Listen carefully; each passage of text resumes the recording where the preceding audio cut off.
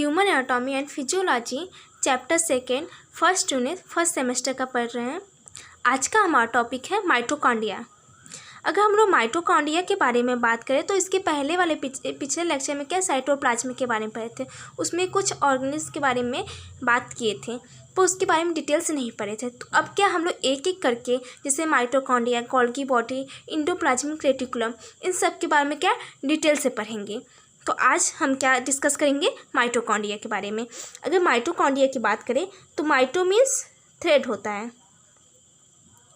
और कॉन्ड्रिया means granules होता है। ठीक, तो अब हम क्या माइटोकॉन्ड्रिया क्या यूकैरियोटिक सेल का बहुत इंपॉर्टेंट ऑर्गेनेल है और यूकैरियोटिक सेल में बहुत इंपॉर्टेंट फंक्शन है इसका।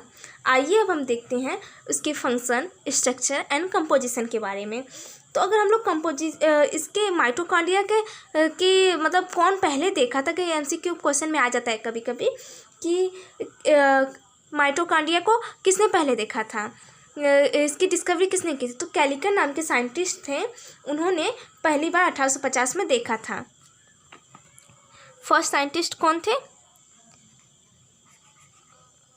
कैलिकर नाम के साइंटिस्ट थे कि उसने 1850 में देखे थे। तो फिर क्या ये माइटोकॉन्ड्रिया के कंपोजिशन की बात करें तो डीएनए, प्रोटीन, लिपिड, आरएनए, इन सब से मिलकर क्या माइटोकॉन्ड्रिया बना है। तो इसका क्या इसके स्ट्रक्चर की पहले बात करते हैं। मान लीजिए ये यूकैरियोटिक सेल है, यूकैरियोटिक सेल में माइटोकॉन्ड्रिया होता है, तो हम लोग क्या पहले माइटोकॉन्ड्रिया ही बस बनाएंगे। माइटोकॉन्ड्रिया है, इसमें क्या फोल्ड लाइक स्ट्रक्चर होता है, इसमें फोल्डेड होते हैं ऐसे ऐसे। फोल्डेड को क्या कहते हैं? क्रिस्टी कहते हैं।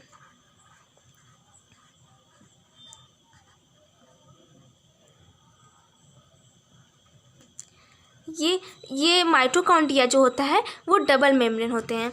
अगर यह सिंगुलर फॉर्म में होता है तो उसको क्या कहते हैं? माइटोकॉन्ड्रियन। और बहुत सारे माइटोकॉन्ड्रिया होते हैं तो उसको माइटोकॉन्ड्रिया कहते हैं। और जब एक होता है तो माइटोकॉन्ड्रियन कहते हैं। और ये जो फोल्ड लाइक स्ट्रक्चर आप देख रहे हैं, तो ये फोल्ड क्यों होता है? क्योंकि इसमें सरफेस एरिया ज़्यादा होता है। मान लीजिए ये जो माइटोकॉन्ड्रिया आपको दिख रहा है, जितना हम लोग इतना बनाए हैं उतना ही बड़ा दिखेगा आउटर मेम्ब्रेन जो है। पर जब इनर मेम्ब्रेन की बात करते हैं तो ये फोल्ड है तो ये क्या इसका सरफेस एरिया ज़्यादा होगा। जब हम लोग इसको सीधा करके फैलाएंगे तो ये ज़्यादा लंबा होगा ना इससे, तो ये क्या इसका सरफेस एरिया क्या होता है? ज़्यादा होता है। तो इसको क्या कहते हैं? इसको आउटर मेम्ब्रेन कहते हैं। और इसमें पोरस क्यूब्स होते हैं, पोरस टाइप के होते हैं, तो इसको क्या कहते हैं? इंटर मेम्ब्रेन स्पेस कहते हैं। और इसमें क्या मैट्रिक्स होता है ना, ये क्या है? इनर मेम्ब्रेन है जो फोल्डेड होते हैं, इसका सरफेस एरिया क्या होता है? ज़्यादा होता है। इसमें मैट्रिक्स होता है, इसमें क्या मैट्रिक्स इसको कहते हैं।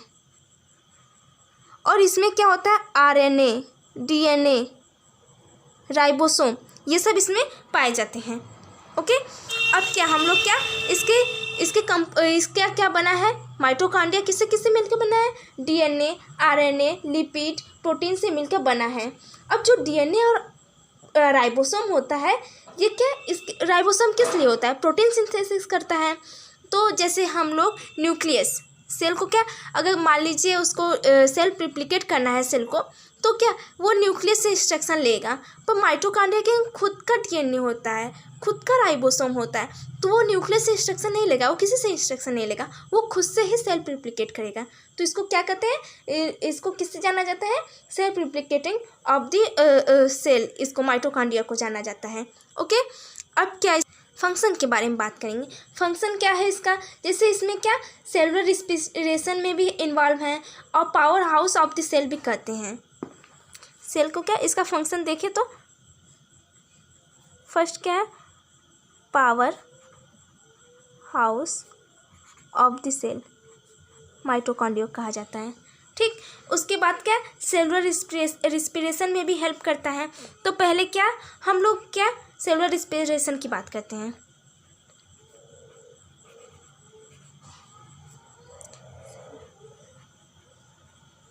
सेलुलर रिस्पिरेशन में भी इन्वॉल्व होता है। जैसे कोई फूड स्टफ है, ठीक,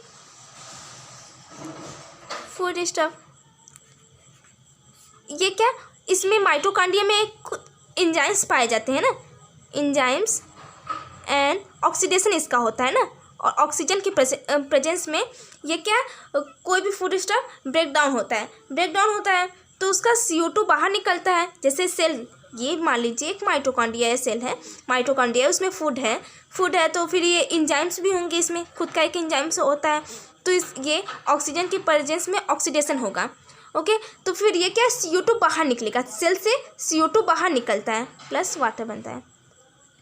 और ये कुछ जो एनर्जी रिलीज होता है तो ये ATP के फॉर्म में यूटिलाइज होगा।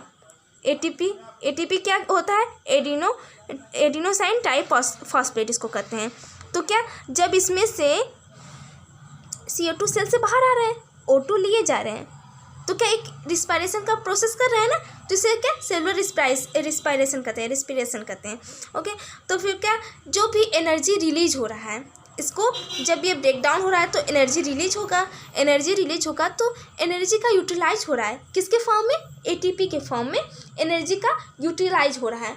अब जो एनर्जी का यूटिलाइज हो रहा है वो किसके लिए होता है, हम लोग ATP के फॉर्म में यूज करते हैं, जैसे मैकेनिकल ये सब प्रोसेस में हम लोग का ATP का यूज करते हैं, यूटिलाइज कर रहे हैं।